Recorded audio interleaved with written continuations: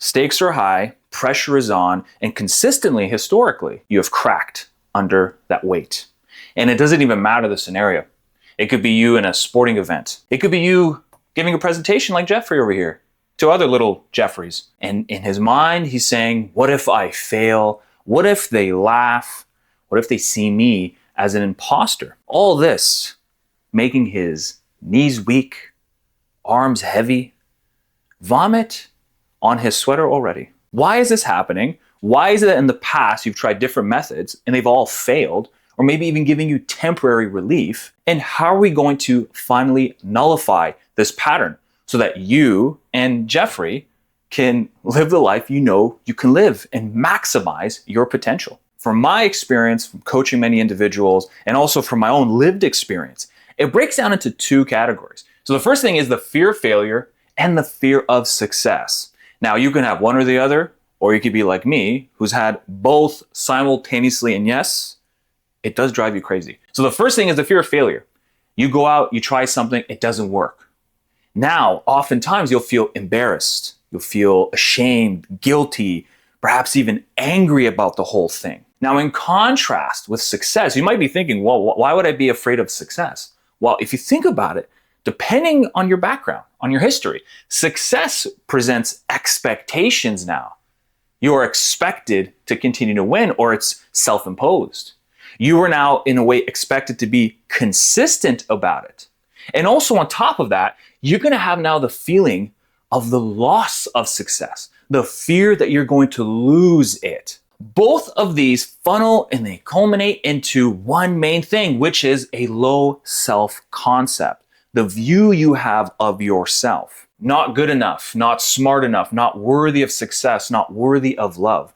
Perhaps you're saying these things, or maybe you're aware. Often the individuals I work with are consciously aware of these narratives. But if we dig down deeper, this funnels itself with the relationship with your past. That is where this comes from, which then sprouts in either direction. And again, it can be both. Perhaps you had a father who set extremely high expectations for you that you really couldn't meet consistently. And you were only given the praise and the sense of accomplishment when you did. And when you didn't, you were just met with maybe an angry mood. He would ignore you, not give you that attention anymore. It could be covert, or it could be more overt, like more direct. Be angry, telling you directly how you failed. Or maybe you had a mother who would shower you with love and affection only if you came back from home with shining grades.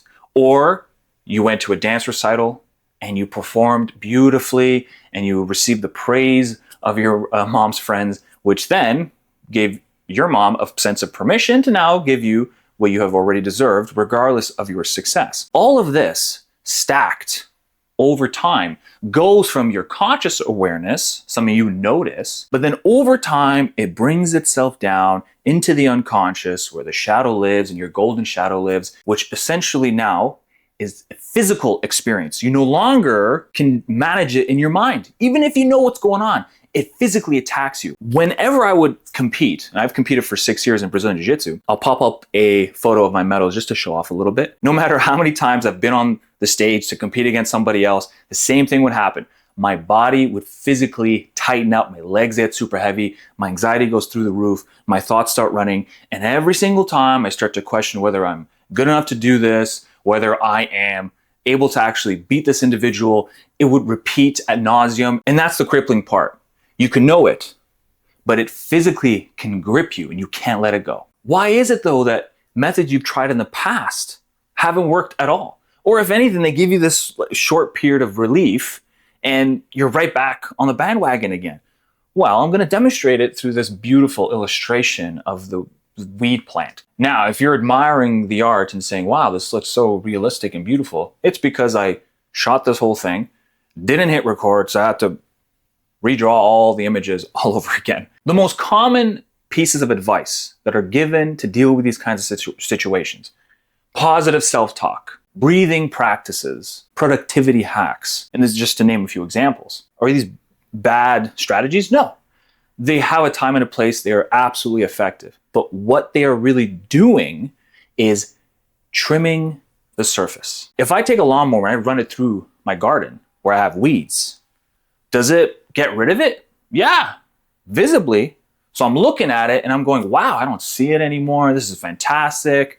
I don't have to hear complaints from the neighbors. This is wonderful. But what happens weeks later?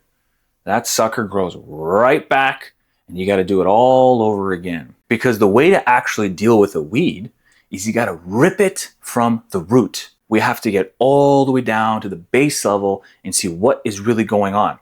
We need to see the deeper pattern, not just prior to an event, but just throughout your daily living. What is your perception of the world? What is your perception of yourself? How was the relationship with your mother, your father, or any authority figure? All of this has to be understood to really see, because until then, it's like this veil over you. You don't actually know what's going on. We have to confront it. You have to confront your past and see what it is that developed this self-concept. It could be a single event, but often it's not. From my experience with coaching clients, it is a consistent thing over and over and over and over and over again until it crystallizes itself. Doesn't mean you can't change it though. And then finally, this is super important, is ritualizing a transition where we've actually now found the root, we have taken it out, and you now are ready to move forward into your life. And the way that looks is you have someone who has been through that experience, runs you through a process of how to actually do it, and then grants a blessing. You can think of it ritualistically, symbolically, that you are now fit and ready to take on the world and go about doing whatever you wish to do without feeling like you are in your own way. And until you tackle this, no matter how many times you run it over, it's going to grow right back exactly the same. If all this is resonating with you and you want to actually go deeper with it, down below, I got a bunch of links. Pick the one that is fitting you right now in your life. And then if you also want to watch a video on how having endless potential is what's actually ruining your life, keeping you in the state of boyhood when you really want to transition to manhood. So you want to see that breakdown? Click right over here.